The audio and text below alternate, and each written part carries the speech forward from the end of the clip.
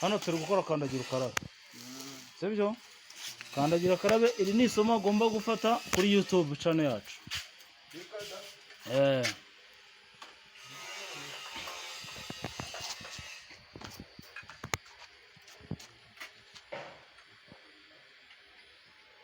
Isomo ry'uyu munsi tugiye kwiga uko bakora kandagira ukarabe ya kizungu. Imwe zigezweho.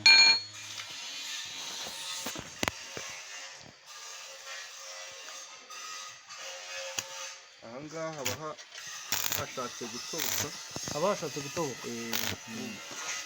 Twifashisha akangaka tukahagira kuriya.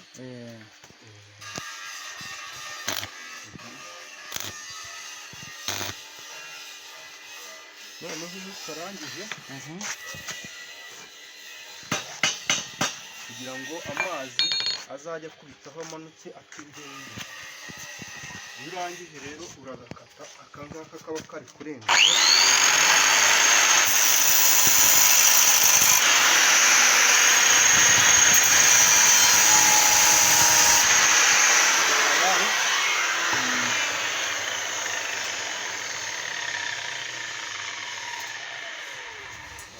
Ko gasa naho gatunganya, hanyuma kugira ngo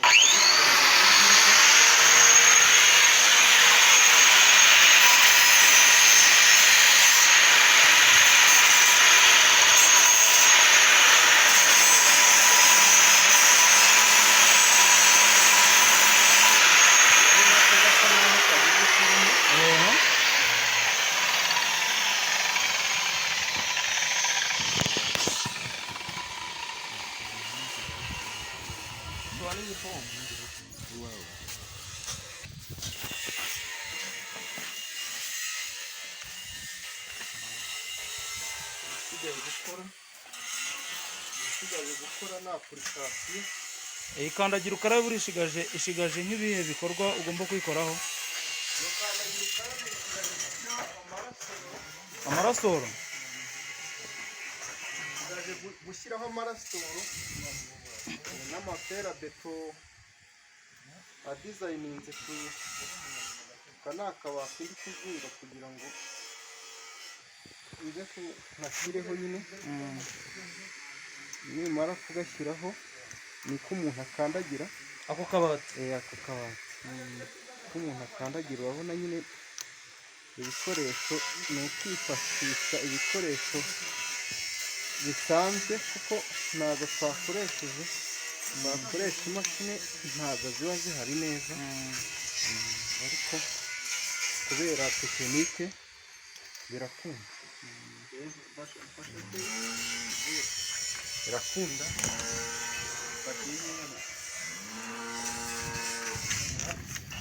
Uragakubita utya, ukongera utya, ukakinjizamo imbere gutya nyine, kugira ngo yabe turi buze gushyiramo itaza kugira ikibazo cyo kuzavamo. Katagiyemo imbere yazava ubukamo nyine. Urabona ko katangiye kugenda kajyamo. Bagomba kwinjiramo imbere neza. Kagomba kwinjiramo imbere, kuko katinjiyemo rero beto twashyiramo yazagira ikavamo, yazaza ikibazo rwose. Kagomba kujyamo kakwanga kakwemera, gusa biba bigoye. Ubu hano ngiye kwifashisha akandi kantu kugira ngo ibyo nkubita kabanze kinjiremo. Urabona ko kari kugenda rwose, gasa n'akemera kwinjiramo, ariko biba bigoye kwekwe. Ibigoye byose birakorwa kuba umuntu ufite icyizere cy'uko biri bukunde. Muri tekinike biragorana.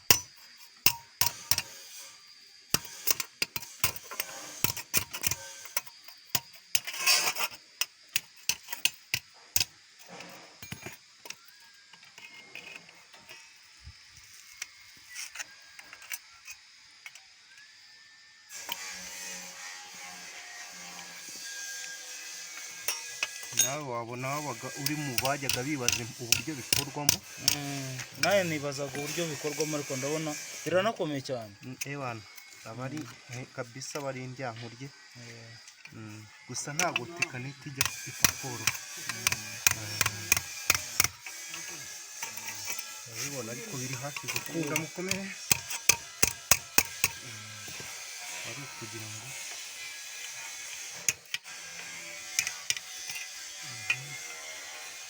ahangaha umuntu ayiranda akagatekinika neza.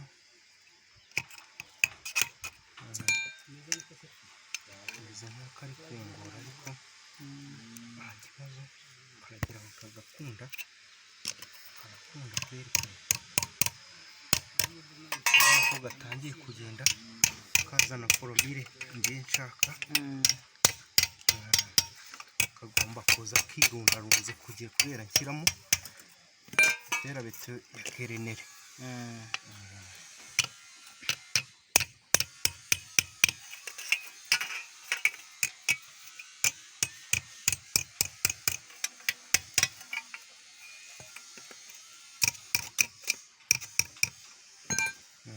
Ahangaha niho rero ikirenge umuntu akandagira.